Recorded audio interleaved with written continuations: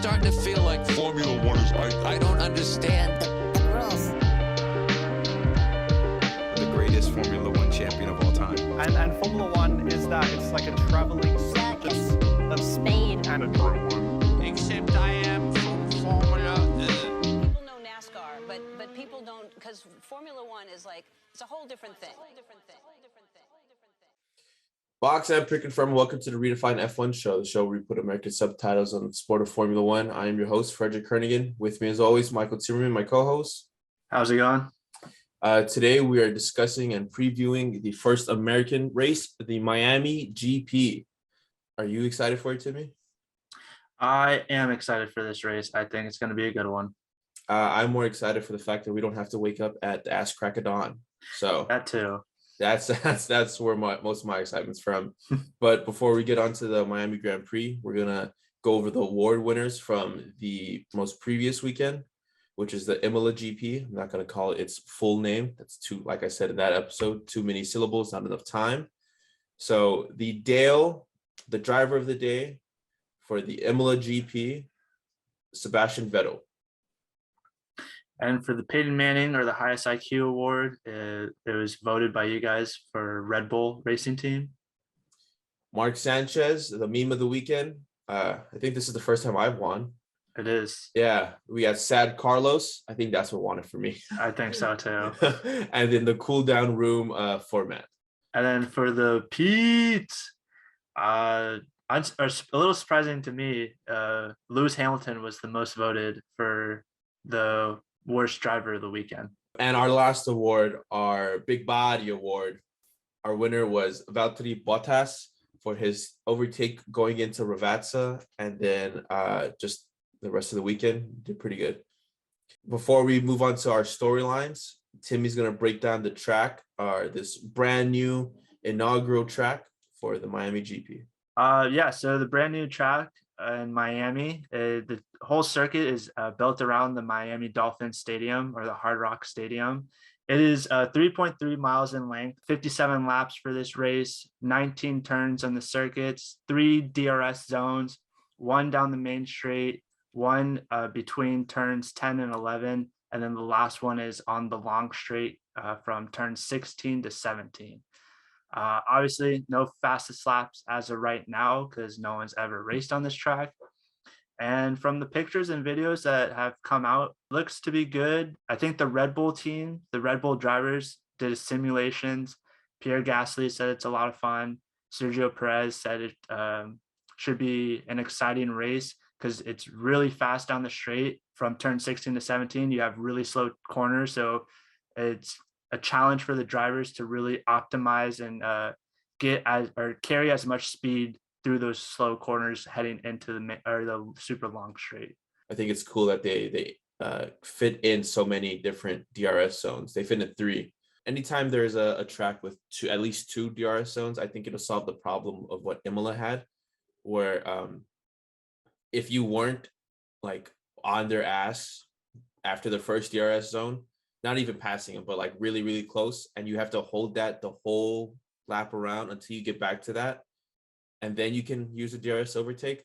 I think having 3 zones will solve that, because now let's use Max and Charles, for example. If Max is behind, he has 2 other DRS zones to catch up before he makes his attack on like the 3rd one or something. Yeah. And so I feel like even looking at layout, there isn't a lot of hard braking zones, but it's so fast. I think it's going to work with the 2022 regulations. And so I'm actually kind of excited. That's fair. And so the corners to be watching out for is turns 11 and 17. Those just happen to be the end of the DRS zone 2 and DRS zone 3. You don't think one's going to be the first turn? Possibly, but I think the article I read is saying that 17 and 11 are going to be probably the most likely. No one really knows because no one's raced on this track. So these are just like how experts, people way smarter and have more knowledge than me, is what they're expecting. And I'm just regurgitating what I saw. I think I see what they're talking about though, because 1 doesn't seem like a super hard braking zone, but 17 and 11, those are 17 is going to be a super heartbreaking zone because that main straight is Yeah. very Las Vegas Yeah. vibes. That's like a hairpin. So, oh wow, that's the last braking zone of the lap actually. So that'll be the last overtake spot. So yeah, the circuit looks like a lot of fun actually. I think talking about the layout just segues right into our first storyline, which is this is our first American race of the season. This season we only have 2, but in the future we're going to have 3. Or if Liberty has it the way they want it, we'll have 7. But yeah, I'm think all for 7 American just so I don't have to wake up at 4 a.m. to watch race. The only thing that disappointed me so far is just the quote unquote Monaco marina that they have being built. So for those of you who don't know or haven't seen the renders of the layout of the track, they said, here's my homework. Don't copy right off of it. They don't want to get in trouble. And then they made what they made, which was this fake harbor with fake water and boats on trailers, basically. And it's just an eyesore, in my opinion. But that's me. That's my only negative thing so far. I don't know the information about these renders or these like blueprint diagrams, but I feel like they're getting taken super like out of context. It's hard for me to believe that like when they're making this race, they're like, oh, we're 100% putting like real water, real boats, like a whole moat next to the circuit. And like the only thing that's going to be blocking this small body of water from going onto this track is this like concrete wall that we're gonna have to take down because it's a street circuit. People are like, oh my gosh, like they're planning on building a moat. They didn't build a moat, so these guys are terrible. Like, so I was like, come on, why have it? But why I think it looks cool. I think it looks like if you're gonna, like I said in the beginning part, if you're gonna do something, do it right and do it all the way. Don't be like, hey, yeah, Monaco is a pretty like famous track. What do they got? They got boats. Should we add boats? Yeah, let's add boats. I don't know what you expect from America. That is the most American thing that could be on our circuit. What do they do? Oh, they do that? Okay, let's do that. We don't have enough time to do that. Do something. I don't know. The turn that they're at would be sick for like to have just more seats. And so if they had just put like more grandstands there, no one would have blinked an eye. But the fact that they were like, yeah, we're only going to put really expensive seats for the really like rich people to watch this, like motorsport, especially Formula One, has a accessibility issue. And so if you're trying to grow the sport in America, have more live seats available. Don't cut out a huge chunk just for the exuberant and the rich, if that makes sense. That's my like for the audio only listeners, Timmy's holding up the money fingers. This is what it's all about, though. Like, it sucks and it hurts like a common normal fan accessibility, but a common normal fan can't support the amount that one seat of like the people that go on that boat can for the sport. Yeah. Like if you want to grow in America, you need the pockets, you need the money. And it sucks because then you have to like kind of not really, but kind of bend the knee to these richer, more wealthier people when it's the common people that like bring the sport's popularity and that are super fans that are like really into it. So it sucks. I get what you're saying. Like I would love to have more common cheap seats for more people to get into it. I get what you're saying. But yeah, I get the frustration. It sucks. Whenever money's involved in Formula One, the quote that gets brought up is cash is king. And that'll reign true to the day the sport ends, which hopefully it's never. Yeah. But yeah, that's my only gripe. I'm just for the people. I want the cheaper seats, especially because I'm thinking like, what if that race was in Oregon for whatever reason? And then I'm like, oh, I want to buy a ticket, look at tickets. Okay. Why are there only 100 like cheap tickets and like way more expensive tickets? But I don't know. But the last thing that I would say on the Miami GP and the fake harbor is I think it fits with the culture of Miami, because That's what I was trying to say. It's like well, that's so American. Like it's just it's like it's let's do something nice. it's No, not even let's fake it out. Like let's just it's not even that. It's not even the American, but like you know how what's his name, Dr. Miami, the oh plastic yeah. surgeon. They're like, we can make you look like you have it, but you don't really have it. That's the track's BBL. Yeah, that's the track's BPM. Yeah, so I think so far it is Miami. So Yeah. we'll see. It's a good representation of Yeah. Miami so far. But on to our next storyline. This is Timmy's storyline. So Yeah, so the next storyline is the Mercedes are looking to bring some big, quote unquote, big upgrades to help their porpoising issues. I believe that if the upgrades work and it helps reduce their porpoising issues, they will be immensely better, especially on a track like this that is supposed to be very fast and that has a super long straight, which Lewis and George will, if this doesn't help their problems, will just be like the whole way down. And 57 laps of that, like they're going to be coming out of their cars holding their necks and their lower backs and everything. So that's the storyline that I'm saying that you should be looking out for. Are the Mercedes going to be performing better? Are there issues? Are they fixing the issues, or are they way off and they just have no idea and like can't figure out this car and what's actually the main root of the problem? So we shall see how they do this week, and that's what I'm looking forward to. I don't want to give away my prediction just yet, but because it has to deal with the Mercedes drivers. But the upgrades that they're hoping to bring, I wonder like how we talked about it. Was it Australia or Imola? Oh, it was Australia where Fernando got his upgrades, and you didn't know that they only brought the upgrades to the one car. And so that was to Imola. Oh, was it Imola? Okay, Yeah. so I wonder if Mercedes will be like that. I'm pretty sure they will bring the upgrades to most likely Lewis's car. It'll be interesting to see if it does help, because what if the upgrades do come to just Hamilton and George still wins or beats him? It'll be interesting. Oh, all the Twitter F1 fans will be on him, just eating him up. They'll have a field day.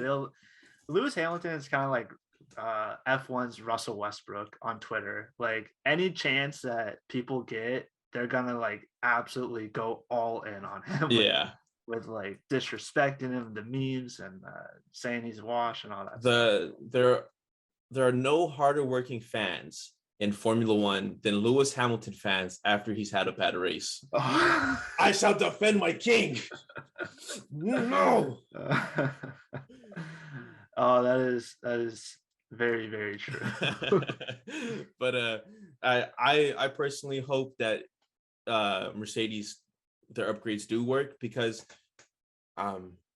last year it was just Red Bull versus Mercedes, but in reality it really was only Max versus Lewis.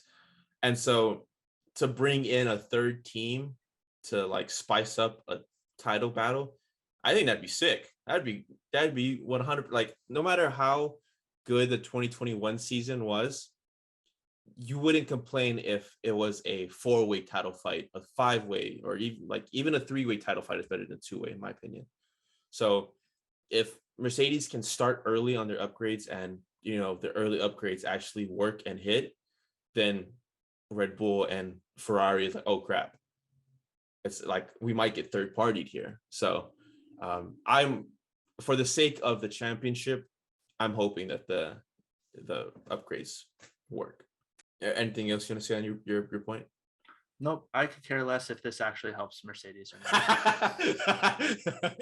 Timmy's a Ferrari fan. We can't forget. We mustn't forget.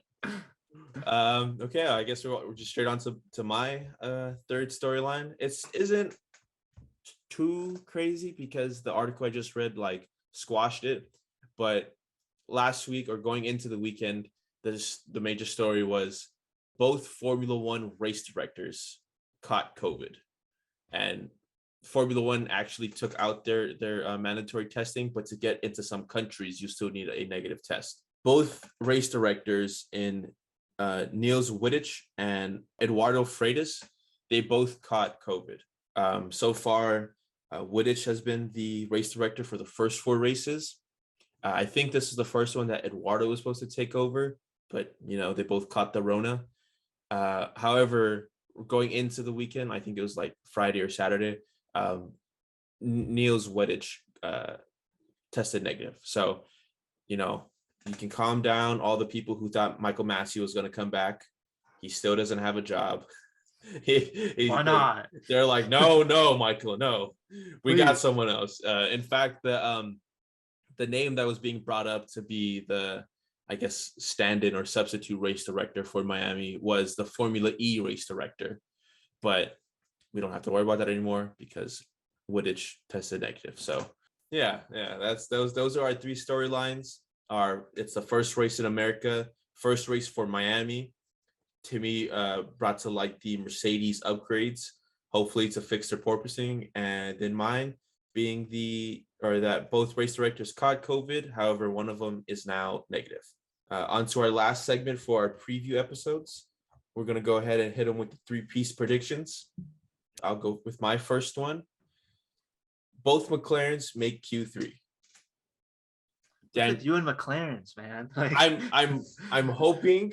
I don't know if you're a believer or you're a doubter because you keep predicting them to make Q3. I don't know. Because didn't Ricardo not make Q3 last race? I think he did. Oh no, he did, and then With the rain, he did. With the rain. Huh. Yeah, I don't know. I think both McLarens are going to make Q3, and if Daniel Ricciardo lets me down, I'm never going to make a prediction for McLaren again. Okay, fair enough. So for my first prediction, what I'm really hoping for is sad Carlos to turn into happy Carlos, because I miss happy Carlos. I'm predicting that Carlos is going to bounce back since there's no gravel on the track, so there's no way that he gets stuck out there. He's going to make podium for the race. I'm going to laugh my ass off if he somehow finds a way to get stuck. If he gets in the boat dock, I'll be real upset. That's fine. If he goes splashing into the fake water, I'll be real mad. That's funny. My second prediction has to deal with stuff that we talked about earlier. I think George beats Lewis regardless of the upgrades. So don't mean to worry you Lewis Hamilton fans, but I don't think his rainy day is going to end in Miami. I think it's gonna continue for a little longer. I agree with that. I think Lewis struggles are gonna continue for a couple more races. Yeah.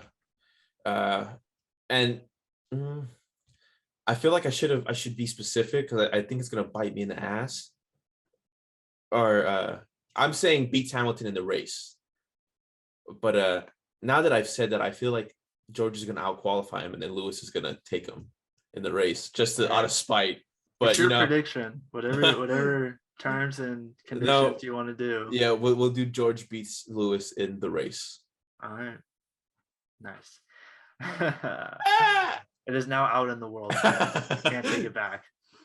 So for my second prediction, I believe Nicholas Schumacher is gonna get into Q3. I'm all for this one. I'm hoping you hit on this one. The reason why I have faith in this one is because in Saudi Arabia, he was putting together, he had the possibility and chance to make Q3 if he didn't make a mistake and go into the wall. But I believe that now he will be able to do it on a fast street circuit once again, get into Q3. And this one isn't as I guess, what's the correct word I'm looking for? Treacherous as Saudi Arabia, because we have fans and drivers who said that's a very scary track. Yes. This track seems fast, but not as scary as Saudi Arabia. But who am I to say? I've never driven an F1 car in my life, unless we're talking about the game. Doesn't count. I hope you hit on this one. My last prediction would be that Bottas makes points. I'm still 100% on board the Bottas revenge tour, so I'm hoping he scores at least P5 and above, but I would be happy with any points at this point. This is Fred's weekly softball off the tee prediction. Bottas he's missed out of the points in like one race this year, I think. Hey, listen, he missed out still. Okay. For my third prediction, I believe that there's going to be at least one DNF engine related problem during the race. We're in Miami. It's very humid. Very humid. Temperatures about 90 degrees Fahrenheit. I think that's 20 Celsius. I'm not 100% sure. We're not even going to try to convert. We're going to go with the correct unit of measurement. Fahrenheit. I don't sign my name on that statement. Listen, if we're going to be American imperialists, we got to be it for all of it, all right? If you want 7 F1 tracks in America, you're going to have to be all for the Fahrenheit and all for Whoa. Just because I want 7 American tracks doesn't mean that I think our measuring system's better than 10, 100, 1,000. Like, I'm a logical man. Fahrenheit makes no sense. Our measurements make absolutely no sense. Like, I liked how the Europeans and literally everyone else in the whole world has done the measurements of keeping it simple. I think it's us and one other country that use our measuring system. Yeah, one other country that we somehow persuade into believing that a foot's 12 inches, like whatever that means. We just bullied that country into agreeing with us. We probably colonized them, and that's what we're like, this is how you measure things. Yeah. Don't listen to them. This is how you do it. But I was thinking going bold and saying Max has another engine failure and does not finish because of like the heat. I felt like he's gonna overheat. But I went real bold last week, so I'm kind of taking a step back and just being like, all right, at least one. Yeah, that's fair. One of these engines got to overheat, right? I do think your thought process, though, is in the pointing in the right direction, because if I had to make the same prediction that you just said, the one engine-related DNF, I think it would be one of the Red Bull powered cars, just because going off of history, you had, Max 2 times, Checo once. Yuki once, and Pierre once. Yeah. So 5 engines, whereas Mercedes has only had Daniel Ricciardo. That's McLaren. No, but it's still a Mercedes. Oh, Mercedes engine. Gotcha. I think it's only Ricciardo that's had an engine thing. I could be wrong though, because Bottas is a Ferrari, which happened the same race, and Fernando is the Renault engine. They're the only team that has. So I think 5 versus the 3 individual cases, I do think your thought process is in the right direction. So maybe and all these engine failures happen on warm. In Saudi Arabia, you had the 3 with Bottas, Daniel, and Alonso. Fernando. And then Max was in Bahrain, and then again in Australia, which was a warm day for both of those. Closing question before we end the podcast. It being in Miami, which of the American Miami professional teams do you support the most and do you hate on the most? I support the Miami Dolphins the most simply because they have not caused me any pain. And their jerseys are the best jerseys in Miami. Mm-hmm. The Marlins haven't caused me pain. It's the Heat that I was talking about that caused me pain. But I think the team that I hate most in Miami is, it's hard to say. Like, I dislike Miami when LeBron was there beating up on my Chicago Bulls with Derrick Rose. But Jimmy Butler's there now, who's on the Bulls, and they're a likable, like well-oiled Squad. team. Yeah. So it's like that's what I like in basketball. It's like I like a whole team. Obviously, it's fun to watch the superstars do their thing, but I've always liked their coach. So it's hard to say that they're like the team I hate the most. But like, how can you hate on the Marlins? Like they're so sad. So process of elimination, I feel more bad for the Marlins than I hate them. And so for a small period of time, I did hate the Miami Heat. So I'd say they're probably the team I hate the most or dislike the most. Same answers, different reasoning. I support the Dolphins the most out of any Miami professional team, purely because, like you said, they have the sauciest jerseys in Miami. I think they have the sauciest. They have the second nicest jerseys in all of NFL. Slight bias goes to the Chargers. But so that's a reason why. And I hate bullies, and the Patriots were bullying the Dolphins for so long. So anytime the Dolphins beat the Patriots, I feel joy. That's the same joy that I feel like watching like a YouTube video and like bully gets a taste of his own medicine. That is, you should just throw on Miami beating Patriots highlights on there. So that's why I support the Dolphins. And then as for me, quote unquote, hating the Heat, it's the opposite of the Dolphins reasoning. So their jerseys are pink and blue ones that everyone absolutely like. There's like, you know how you're saying, me and you agree. They're cotton candy ones. Yeah, you and I agree. But there are people who absolutely love that jersey and say that's the nicest jersey in all of sports. I liked it when it first came out, and then I watched a game on that court. Disgusting. Like, disgusting. Absolutely disgusting. It's just too much. I was the same way. I was like, oh, that's a cool design, like cool concept. Most teams would never dare to do that. And I'm like, the second time I seen it, I was like, that's why teams don't dare to do it, because it looks like crap.